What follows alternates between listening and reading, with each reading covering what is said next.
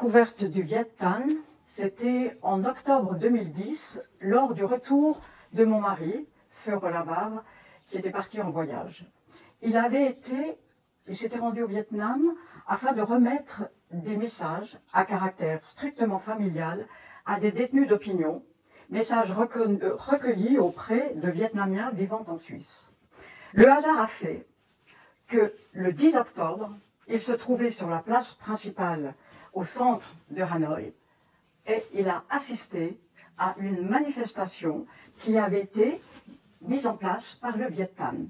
Une manifestation purement pacifiste, juste des personnes, des citoyens qui demandent qu'à minima, les libertés individuelles soient respectées. Je soutiens depuis plus de 10 ans le Viet Thanh. C'est un parti qui tente d'infléchir un régime autoritaire vers la démocratie et toujours par des moyens non violents politiques. J'ai connu ce parti qui est un parti pacifique dans les années 2010 grâce à plusieurs rencontres. J'ai rencontré beaucoup de personnes du Viet Thanh, Michel Chen Trần-Duc et aussi le président, le chairman mondial du parti qui est monsieur Diem et que j'ai eu le privilège de rencontrer à Genève. Je connais très très bien ce parti et c'est un parti que je soutiens et dont je suis très fier d'être membre d'honneur. Je le connais un peu, je pense, depuis les années 2000, puisque probablement que les premiers contacts entre le comité Suisse-Vietnam et nos amis de Viet Thanh doivent dater de cette époque, probablement. Je le connais encore mieux et avec infiniment de plaisir depuis le 18 avril 2007, puisque c'est la date à laquelle j'ai été nommé membre d'honneur du Viet Thanh, pour lequel je suis évidemment extrêmement fier. Le plaisir de côtoyer Viet Thanh, il vient évidemment que le combat que nous menons du côté du COSUNAM est bien entendu plus que le même, qui est un combat essentiel, qui est un combat intelligent, qui est un combat de pacifisme, mais surtout d'organisation. J'ai lu que le mot Thanh veut dire rénovation, réformation. Je pense que c'est terriblement important, Viet Thanh l'a bien compris, d'organiser le futur inéluctable de ce pays qu'est le Vietnam. Moi, j'ai eu le plaisir de participer à différentes actions en relation avec le parti Viet Thanh. C'est l'occasion de rencontrer les responsables de Viet Thanh, de retrouver nos amis de Vietnam, de France voisine ou d'Allemagne, ou même de plus loin. Hein. Alors, je connais Viet Thanh depuis à peu près une quinzaine d'années, par amitié, par relation. Moi, je pense que les moyens pacifiques pour obtenir des résultats qui sont ceux poursuivis par Viet Thanh, ça semble naturel d'être une association qui essaye d'améliorer la vie des Vietnamiens, car c'est le moins qu'on puisse dire, le Vietnam a besoin d'être aidé, les Vietnamiens ont besoin de beaucoup plus de droits d'expression, de droits de se rencontrer et de droits d'être aussi les uns avec les autres en toute liberté. Et j'ai l'impression qu'il y a beaucoup de travail à faire et je participe volontiers à ce travail et ce courage qu'ont justement tous les membres de Viet Thanh. J'ai eu l'occasion, la chance, je dirais, de rencontrer monsieur Do Diem, qui était alors le président du Viet Thanh. J'ai rencontré un humaniste, un homme de conviction, qui est engagé depuis des décennies dans une lutte pacifiste pour un Vietnam démocratique. J'ai un grand respect pour l'homme, son engagement sans faille. Lors de cette rencontre, monsieur Do Diem m'a nommé membre d'honneur du Viet Thanh. Je voulais aussi vous dire que durant ce voyage, j'ai eu la possibilité d'être avec mon épouse, Anne-Marie von Arx-Vernon, qui est aussi membre du Viet Thanh. Nous avons voyagé à travers du sud Vietnam au nord Vietnam et nous avons eu l'occasion de rencontrer 3 familles ainsi qu'une communauté à Hanoï de prêtres catholiques qui avaient des difficultés de pouvoir célébrer leur messe dans des conditions, disons, respectables. Où on s'est rendu compte que les familles avaient eu vraiment beaucoup de joie de recevoir un message de l'étranger, parce que nous n'étions que les pigeons voyageurs qui apportaient dans le fond des messages de soutien pour dire vous n'êtes pas seuls, on est avec vous, vous n'êtes pas abandonnés, et ça leur donnait un renforcement dans leurs convictions et surtout à travers la crise et les difficultés qu'ils traversaient. Et c'est à cette occasion qu'effectivement qu'il a été possible de rencontrer Maître Dai, qui était à l'époque avocat d'une famille qui essayait d'obtenir ses droits tout simplement.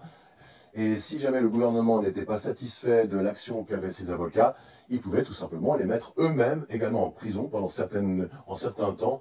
Le sort des prisonniers politiques m'intéresse tout particulièrement parce que moi-même, je suis avocat et je tiens au respect des droits de l'homme. Et ces droits de l'homme sont systématiquement violés, malheureusement, au Vietnam.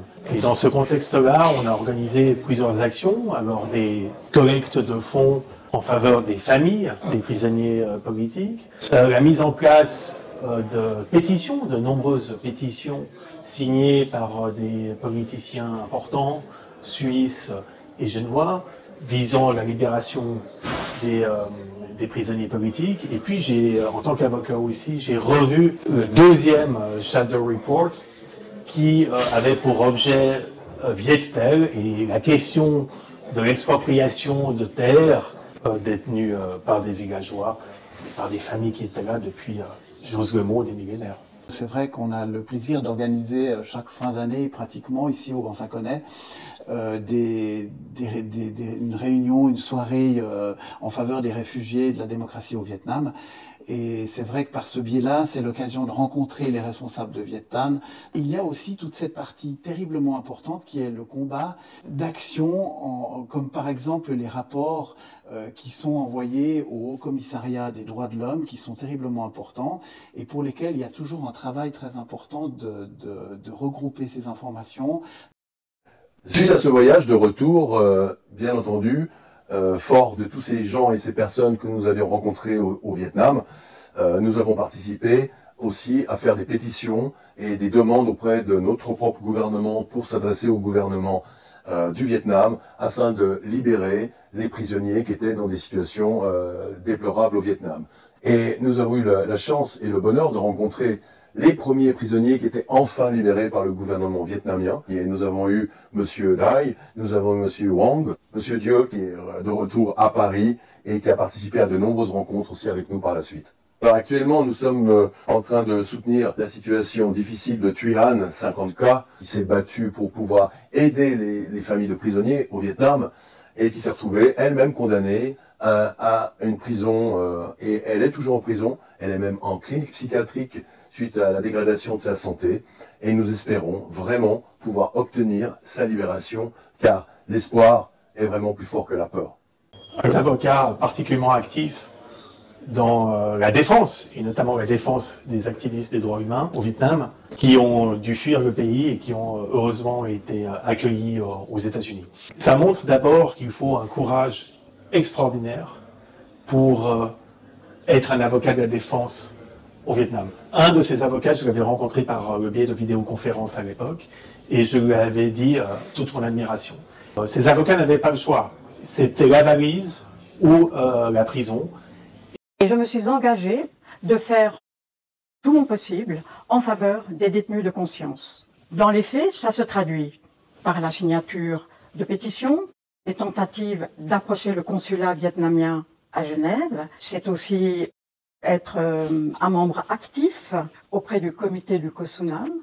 Alors j'ai participé très récemment à une réunion de la commission de politique étrangère de l'Union européenne à Bruxelles, avec notamment des délégués du Viet Thanh.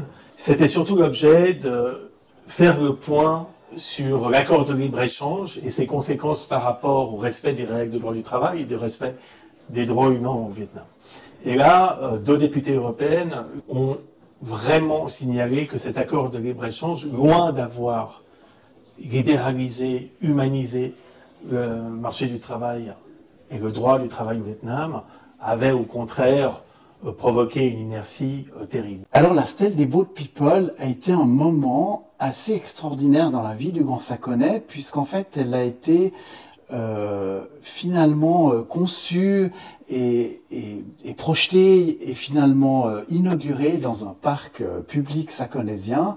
Et je pense que c'était naturel de rappeler cet épisode dramatique du Vietnam, vraiment, au travers de ces boat people et de ces personnes dont infiniment grand nombre en sont décédés. Nous allons continuer de mobiliser nos amis suisses, nos amis internationaux, de communiquer d'exprimer le désaccord de la population suisse avec les méthodes de gouvernement, avec l'absence de liberté d'expression, avec l'absence de démocratie. Et le COSUNAM continuera à se mobiliser pour que ceux qui sont là-bas, qui se battent, sachent que nous sommes ici, que nous pensons à eux et qu'ils ne sont pas seuls. À savoir que la liberté d'expression n'existe absolument pas, que tous les médias sont contrôlés par le parti unique. La dramatique page d'histoire, fin des années 70, des Boat People, n'apparaît dans aucun livre d'histoire, aucun roman. Tout est contrôlé. L'histoire est réécrite. Donc un parti comme le Viet Thanh, qui est très informé, permet à l'extérieur de savoir quelle est la réalité en même temps aux Vietnamiens à l'intérieur de se réapproprier leur propre histoire et leurs droits fondamentaux.